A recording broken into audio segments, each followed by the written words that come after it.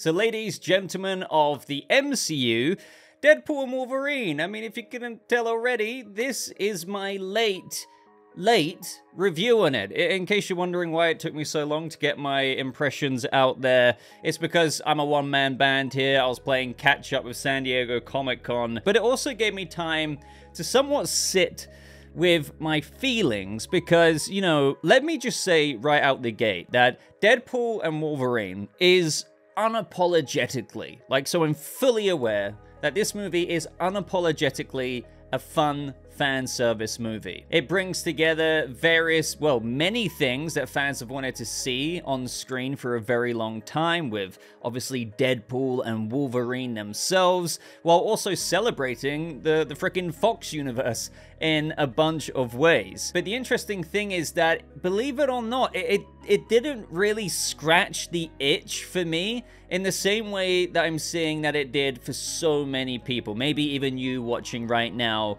For example, you know, many people were saying, oh my god, that was an effing sick movie. Oh my god, mate, it was amazing. You know, this, that, and the other. Now, don't get me wrong. Please do not misconstrue what I'm saying here. I had a fun time, and I think if you don't really look at this movie from somewhat of the critic brain side of you, which, you know, obviously running this YouTube channel, I kind of fall into a little bit when watching movies and shows like this, then it can, I think, fulfill a bunch of Deadpooling and Wolverining for you in the wondrous, crazy ways that it does. But, like, you know, under the hood of the car, is it really... Am I like the only one thinking this? And I'm not the only one, because what I did initially is that I tweeted out on the old Twitter, or what is now known as X, some thoughts to, yeah, test the waters, because I was thinking, am I crazy? Am I crazy? So I just wanted to premise this review with a bit of an initial impression there before I get a little bit deeper here. This review, as you can probably tell, is really kind of, you know, I've got notes here, some bullet points, but it's going to be quite a rambly, more impression-y vibe review rather than me going, oh, well, in this scene I did this, and this meant this for me, but then in that scene it meant that. So let me just start off with the intro. Brilliant. I loved it. You know, this movie... This is what I wanted to kind of get across with saying, like, I'm not one of those people who can't just have fun. I am. Like, this movie is first and foremost, as I said, unapologetically a fan service movie. It's very comedic. Deadpool opening up with freaking NSYNC there, doing all that stuff was great. Very Deadpool, very Ryan Reynolds Deadpool, something I have enjoyed very much so in Deadpool 1 and 2. That's something I also want to stress as well. Deadpool 1 and 2, very much so enjoyed them. But Deadpool 1 and 2 are kind of also a bit of a factor into kind of what made Deadpool 3 so different from me in all the ways that I guess you know, you can obviously appreciate about this film, but also I think kind of highlighting some of the flaws. As for the premise, as I'm sure many of you know, but let's just go through a bit of it anyway. After that of Loki, the TVA, the Time Variance Authority, is still very much so a thing, but as we know, it operates a bit differently now. They no longer prune timelines, but rather let them live out and prosper. But then we have Matthew McFadden's Mr. Paradox, and he introduces the idea of anchor beings, and he explains that more or less, Deadpool's universe is dying. And that is, what was it, like Earth 10,005 in the MCU? And essentially, an anchor being is so important, so vital, that basically when they die, their whole world slowly withers out of existence. And so he then reveals that his universe's anchor being died in an act of self-sacrifice so epic that it sent shivers down the timeline. And he was referring to that of Logan, and they show the very footage of Logan, the Wolverine, with his dying words to X-23. So we know that basically Deadpool shares the same universe as that Logan, except one important thing to bear in mind, of course, is that this Logan died in 2029, which is like, what, 4 or 5 years in the future from this current point in time that Deadpool's been plucked from, which is just like one of the weird things I also found about this movie. You know, the X-23 in the future goes to the Void in the first place, which I think you can lean into in all kinds of directions there. Did she hold the banner for the new generation of mutants, or did she not quite get there and she just ends up in the void. I don't know. I'm not really trying to dog on this right now. But then you have the alternate Wolverine that we've had the whole movie in the universe in where there's also a young X-23 and an old man Logan who is going to die 5 years from now. So just make sure that you don't run into them. And also just the fact that the Westchester incident with Charles is going to go down in the next few years as well. Either way, before I ramble too much here, Paradox has been tasked with overseeing the end of the universe, but he's kind of impatient, so he doesn't really want to waste his life watching it die slowly, because he's all about how they used to prune these variant timelines, which can just be done very, very quickly with one of their little time bombs, and then boom, problem solved. And so he's building a time ripper, which is essentially a device that will accelerate the space-time matrix of a universe, so ultimately it's more efficient in, you know, instead of spending a few thousand years dying, it will happen much quicker. But then I was just thinking, why not just use the time bomb? But yeah, maybe they don't have any anymore, so we have to build this freaking time ripper. But still, I don't think he would have to go through something so elaborate to build such a MacGuffin as Deadpool points out. I'm sure they still have the blueprints to make a little small time bomb that we've seen how small that device is, and they can actually erase a whole freaking, you know, reality essentially. But anyway, I'm sorry, I'm nitpicking again, but this is like the whole jumping point for the film. He gives Deadpool the choice of living in his universe, rejoin his loved ones, and basically cease to exist in the next 72 hours, or he gets the offer to join the sacred timeline and end his days of mediocrity so that he can finally matter, which is another core theme of the film for both Deadpool and Wolverine, in that the story that they're giving us is that these characters embark on a journey to do something that isn't like self-serving, something that matters beyond their own desires. Like we had Wade want to join the Avengers, not necessarily to want to help other people, but to, you know, hey, I want to be an Avenger, you know, kind of thing. And then with Wolverine, well, he kind of bailed. He was a worse Wolverine of his universe, this, that, and the other. And now he's got a chance to do something that matters. So this is where we get into that kind of whole story thing, which, yeah, sure, on paper, that sounds like something pretty deep you could possibly get into in this film. But I have to admit, I just don't think that this movie has a well-written story whatsoever, if I'm being very candid here. Sure, some of you could be like, well, I still appreciate this. Fair enough. More power to you if you were really engrossed in that story that they were going with. But I just don't feel like I connected with it because this film was so sugar-coated with all of the fan service that they were giving it, which isn't necessarily and inherently a bad thing, because again, I fully admit here that I was enjoying this sugar-coating. Like, if I was eating something, like I love my food analogies here when trying to help describe how I'm feeling, that, you know, isn't the most healthiest thing, and sure, I could find a higher quality version of it somewhere else that was more healthy, still had sugar coating on it, but hey, over here at this chain, this restaurant, I can still get this sugar coating thing. I would still bite into it and be like, you know what, that is some tasty ass sugar coating, and I'm still enjoying it. So I still enjoyed the fan service here, but underneath, I can still observe in this food analogy that the substance underneath that sugar coating, the meat inside, whatever, okay, meat and sugar maybe doesn't mix so well, but you get what I'm trying to say. There's not so much substance there. It's fairly bare bones compared to what I could maybe see in another kind of product somewhere else. Which is where, you know, I keep finding myself swaying with the winds of various opinions out there. People saying, well, this is exactly what this movie was supposed to be. You know, I went into it knowing this was supposed to be the case. I knew exactly what I was expecting with it being a fan service movie and maybe not being so well orchestrated in all the other areas of a movie. You know, the sum of its parts. They kind of focused and, you know, went full concentrate into one area. The sugarcoating, the fan service, the awesomeness that this movie provides. And fair enough, but I guess different strokes for different folks, right? I still appreciate that, but for my boxes to be ticked, I still feel like they could have executed the story and narrative that I felt was so thin in this film in much better ways, while still also giving us all of the awesome stuff that we saw in this film as well. And that is where I ultimately am finding myself a bit torn, because you see everyone really, you know, buzzing about this movie. Obviously, it's a crowd pleaser, so, you know, I'm not saying it's not successful. My God, it evidently is.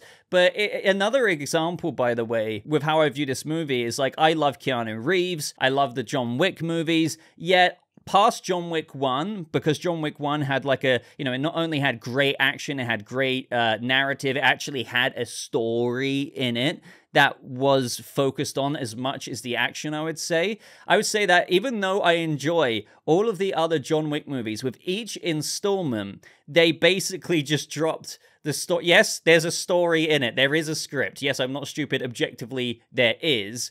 But I don't think the story or the script in all the John Wick movies after John Wick 1, especially like the latest edition, is really that good. Like, and sure, again, it brings up that whole comparison again, doesn't it? Of just like what we can apply to Deadpool and Wolverine here. But I go to John Wick to watch the action and the cool ass stuff. So, oh yeah, so do I, by the way. But you could argue they could have made, you know, a more rounded product, you know, with all the sum of the parts that go into making a good movie, so to speak, just like they did with the first John Wick movie, which had action, had a good script, had a good narrative to it in the other ones. But I would say that they had flaws in those areas. That is how I feel about Deadpool and Wolverine. One thing I found kind of cool is, why did Paradox give Deadpool the chance to join a sacred timeline in the first place? Well, this is definitely some kind of setup for the future, because the only clue that we did get is, I guess, you know, since his universe is dying of natural causes, Paradox's superiors, as he said himself at the TVA, informed him to bring Deadpool here because he's special. In fact, he has been chosen for a higher purpose, and a purpose that is even unclear to Paradox, one that could save the entire sacred timeline. I did enjoy Matthew McFadden in this movie, and this is what I mean. Enjoyed quite a bit of the comedy. Not every joke landed, by the way, for me, but either way, I'm already tangenting again. But this is evident that, you know, Deadpool's gonna be returning in, you know, one of the Avengers movies. He's gonna be, I guess, fairly key. But obviously, Deadpool doesn't want his universe to die, and so he steals a TemPad and goes to find a Wolverine to replace the anchor being in an effort to maintain the health of his universe, but it doesn't really work that way. And so the cameos begin. You know, we get like the freaking short Wolverine, we have another comic accurate suit Wolverine with Hulk there. We get freaking Henry Cavill Wolverine, which was cool. But again, I'm not trying to put down, like, again, you guys know me, I'm a fan of this stuff, but I was just, the more the movie went along here, even when Henry Cavill was there, I wasn't like, oh my God. Like, I was like, okay, cool. Like, cool. Long story short, they both end up in the void, and it was at this part in the movie which really just, I think, kind of cemented it even more. So initially, they obviously clashed quite a lot. The action was quite cool in this fight. Again, I'm not blind. I do appreciate what I was seeing here. Obviously, this version of Hugh Jackman's Wolverine was, you know, really cool to see on screen. The AC/DC that rolled in this moment, the music choices were awesome in this film, that can't be denied. As Deadpool said, again, unapologetically here, let's give the people what they want. Wolverine is convinced to help out because Deadpool is saying that the TVA has the power that could, you know, potentially fix what happened with Wolverine's universe, but obviously it's then revealed not to really be the case. They're not going to do that because this is, you know, what made him who he is, to do what he eventually does in the final act of the film. But with obviously the larger arc that we've briefly already been over, it's somewhat cementing how they go on this journey to kind of do something that's bigger than themselves and something that matters, which again, it's a nice concept, but I think with everything this movie like stuffs in it and arguably overstuffs in a way in where it pleases lots of fans, of course, they don't really develop or flesh out these themes as much as I think they wanted to with the idea that was good on paper. And sure, like, you get moments where you get into Wolverine's backstory, but I'm not gonna lie, like, again, it's Hugh Jackman, it's cool. Hey, he's acting sad in this moment when you get a bit of a flashback with Cassandra going in his head. Not really a proper flashback, but I was just like, make me feel something, and I'm not feeling it. So, you know, what does that leave as of these moments in the movie? The unapologetic fan service, and we're left with those moments such as the cameos from Elektra, Blade, Gambit, X-23, Ladypool, to various others that are in the movie. And then, of course, you have Cassandra, which, you know, she was like the villain, you know, just to say it, I guess. I just, meh. Like, okay, You know, I just felt like Cassandra, again, I enjoyed the character, I suppose, in various ways. The comedic moments that she had, the kind of creepy kind of finger in the head twisty moments. But other than that, it was fairly bland, bare bones, as they keep saying. And, you know, it was just kind of like, okay, we need to kind of put you in there and, you know, have something very formidable to go up against and have that typical third act moment of where, you know, I'm going to use the Time Ripper to destroy every reality and every universe and, you know, you've got to stop me in the nick of time. Like, do you know what I mean? It couldn't feel more formulaic if you tried. The story that was there was just so, you know, according to okay, we need to kind of put some plot in this movie to kind of have these characters come together, to come on a journey that gives you all the sugarcoating fan service that we all enjoyed. But it's just another thing that when you strip down or look under the hood of the car, it's just not enough. To the point of where I expressed this over on Twitter. And I kind of want to read this out just because of some of the replies that I found interesting. I just want to know if you kind of agree with the consensus that I put out here. So I said a couple of days ago now, after seeing it Saturday night, I still feel fairly conflicted about Deadpool and Wolverine.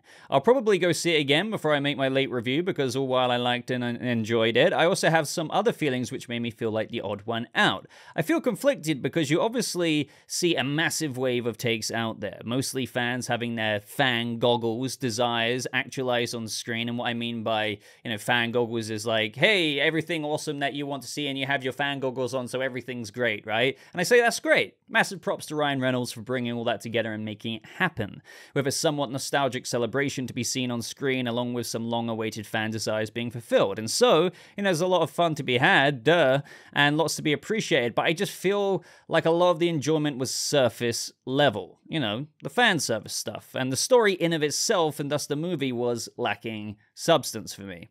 I know compared to Deadpool 1 and 2, which focused, you know, quite a bit more on narrative, this movie was absolutely unapologetically swinging for the fences with the focus being elsewhere, and fair enough, but I don't know, other than me being like, hey, cool, yeah, that was awesome, or this was awesome, that stuff just isn't enough, you know, for me, to be like, holy effing shite, you know, what a sick film by the credit roll, when the narrative is thin, and sure, it's a comedy first and foremost, but I don't know, there's just this oomph that is missing beyond all the cool fan service stuff, which was just not sending it home for me. And then I kind of go on to say something that I've observed, because this always happens when there's like differing opinions of fans online. I'm not saying that it's going to happen with you guys, but I felt like it was important to stress this because everyone has a different perspective, so it's always an interesting thing. It always boils down to who you are. For some people, a film being really entertaining, right, is what makes a great movie. And then for some others, you can be entertained, as I was when seeing Deadpool and Wolverine, or while not being seduced enough by that to call all of the sum of its parts a great movie. And then the cycle goes round and the arguments commence between those who have different preferences for what make up their standards for a film. And I've seen that enough of the discourse surrounding this movie, people, you know, being ostracized for different takes for liking or kind of liking or just not liking the movie. And to be clear, I appreciate a lot of what they did, and enough of you guys know me well enough that I loved seeing Hugh Jackman as Wolverine again, among other things, but there's this feeling I have underneath the surface level sugarcoating of what this movie makes so sweet and alluring via its fan service, something fairly bare bones and story-wise. I don't freaking know. And I kind of wanted to use that tweet as a bit of a conclusion to my rambly review here, because it kind of helps me put out there that, can I call this a great movie for my preferences?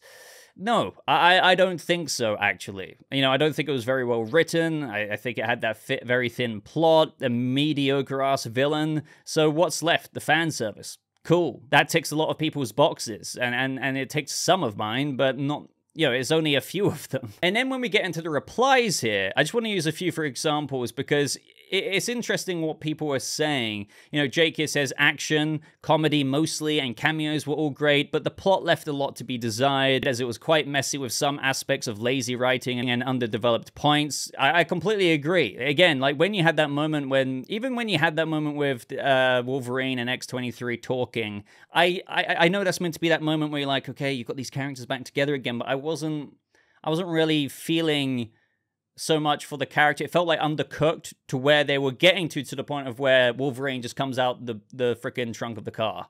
It's like, oh, okay, oh, we're there, that we're just launching into that third part. You have Devin here saying, I think that was the point of the film, bruv. Not a movie that called for depth, just strong enough to bring these two together when it's clear that it's just a celebration of the past Fox era with a touch of emotion. It's okay to have a fan service film after 10 years of serious comic book movies. And I said to that, okay, fair enough, right? You know, but I wasn't after, like, I really wasn't after a deep character study or anything. I was very aware of what this movie was trying to be, but I think it could have still done so many things better in the story and narrative angle, regardless of what people were saying that, you know, this was the point of the film, so to speak. But you have the food analogy here with P-Jack saying, this was the cinema equivalent of McDonald's. Delicious, right? So it's acknowledging that, hey, we all like the McDonald's, right? Well, most of us do, and it's, you know, it's such a guilty pleasure sometimes. It's like, you know, food you can just chow on, right? But it's still not the highest caliber of food. And he says, yeah, so it's like the cinema equivalent of McDonald's, delicious because you're hungry,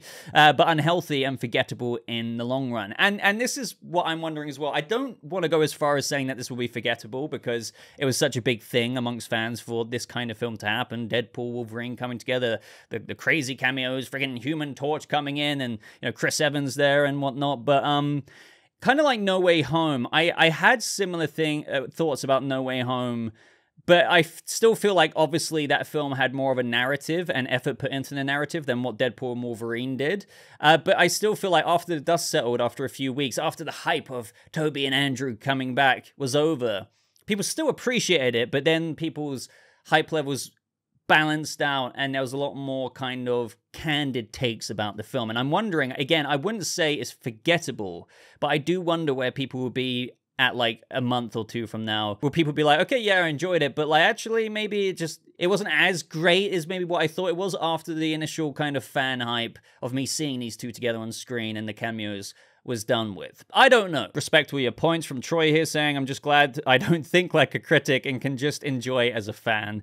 If the action, comedy, and cameos were great and I had fun at the movies, that's all that matters. Could the story be better? Sure, but I had a good ass time and that leaves me happy. And that's why I wrote that part in the review being like, yeah, sure, like, I might have that part of my brain through reviewing stuff that I can't help but apply critical thinking sometimes. But even with that aside, like, everything's subjective really at the end of the day. So like, you know, some people's, you know, boxes that need to be checked for having a great ass time at the movies and being entertained, or just a movie that's entertaining, regardless of the substance or what goes into a movie with the sum of its parts being lacking in some areas, or what if they had an entertaining time, that's like a 9.9 to 10 out of 10 for a lot of people out there. We have Lou Bloom here saying, you're not the odd one out, Bobo. I laughed a lot too, but the movie had way too many issues with the writing. Yep, not much plot here from Andrew, but pure fun time at the cinema, which is what I wanted and got. The one cameo I couldn't believe. So do you see what I mean? I think right there, I want to leave it off on not only my kind of summarized thoughts that I tweeted out, but also I wanted to be fair and kind of show different takes from the audience that,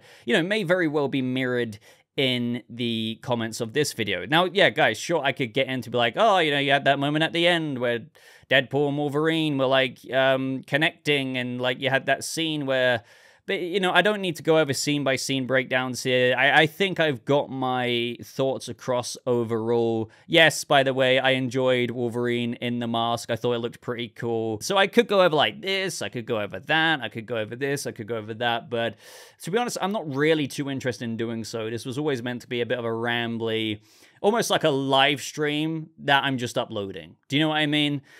So regardless, I would say Deadpool and Wolverine is a fun time. It's an entertaining time, but despite, this is the ironic thing, how much it gave us with what fans have wanted to see for so long, depending on who you are, again, because everything's subjective, for some people, it didn't leave anything to be desired because it gave them everything they desired. But for me, you know, I hate to say it, but it left a lot to be desired in so many ways, and where, you know, just because we got a lot of fan service, that's just not enough for me these days with comic book movies. Now, I think the reason why Deadpool and Wolverine gets away with it, because I feel like this kind of comic book movie, and this is like a little tangent I'll leave the video off on, this kind of comic book movie, you know, this kind of comes into the whole topic of superhero fatigue and all of that, and you know my thoughts on that. I don't think it's kind of a real thing. The issue is with spectacle movies and the repetition, and really the lack of investment in characters and character development, and like characters need to be the focus. And I feel like, yes, even while there was a lens that was technically focused on the characters in this movie, they weren't, like, that was kind of second, if not third place to what they really wanted to do. And I feel like movies like that now in the comic book genre are what solidify in people's minds that superhero fatigue is a real thing. Now, technically, you know, I guess I could say it is real in a certain way with movies that perpetuate this idea of superhero fatigue. And I think Deadpool and Wolverine is one of them. But guess what? It gets a pass from most people. And I think it's a valid pass in a way, because it's something that people have been wanting to see for so long. And it's awesome in so many ways, in the ways that people have wanted to see. Do you see what I'm trying to say there? So I feel like if this was kind of like another movie, which does another thing that we've kind of seen, but it doesn't really break the wheel, like comic book movies that really invest in character. And that's where the future of comic book movies that are successful, I think, lie, other than massive fan service event things that technically have all of these criticisms but will still win people over to go to the box office, because obviously with Robert Downey Jr. coming back and a bunch of cameos and Secret Wars, people are going to go there again, even if I might have the same issues that I had with this movie in the future. But I do think movies need to kind of graduate what is going on here. But that doesn't mean that you can't still technically do them and get major success. And again, one more time, I think Deadpool and Wolverine is still relevant in that factor because of one thing, and that is that it's a fun time. It gives let's give the people what they want, and it does that. All while giving you something of, I would say, little substance, not really a great narrative or script and stuff, but, you know, you're still making a comic book movie that's a couple of $100+ million with something fans have wanted to see for God knows how long, and that will satiate a hunger that has been desired for, you know, as long as what people can remember. So that is why I think it's successful. But I do believe if you look under the hood of that, this isn't, like, in my personal take here, what, like, if we keep getting movies like this, and, you know, you keep getting another formulaic movie like Quantumania, and I'm not saying this is like Quantumania, but you see what I mean? Comic book movies need to be stuff of substance again, because films like this will work, but they're only films like this, if you know what I mean. And that's why we need other movies to kind of break them up. I don't know, I'm just rambling at this point, but either way, video over. Those are my thoughts on Deadpool and Wolverine. But all that's left to say, guys, all that's left to do is leave the floor open to you. What did you think? Let me know what side of the fence you're kind of on. Not that I'm trying to say that there's sides, but you may acknowledge some of these things I've said, but be one of those people who's like, well, I don't care. Like, for my subjective preferences and standards, this completely ticked every box. And some of you might be like, yeah, I know what you're saying, actually. You know, it's this and that at times, but overall, like, yeah. And so let's have a discussion. Please be respectful. It's fine that people have different opinions, but go ahead, leave a like on this video if you did enjoy it. Sorry it took so long to get out there. Consider subscribing to the channel for more videos like this. Actually, I swear they're not all like this. My reviews are normally a bit more prepared, but I'm already late with this, so I thought I'd blabber. But until next time, ladies and gentlemen, thank you so much for watching. I hope you have a lovely rest of your day, and I'll see you people of the MCU in the next video. Goodbye.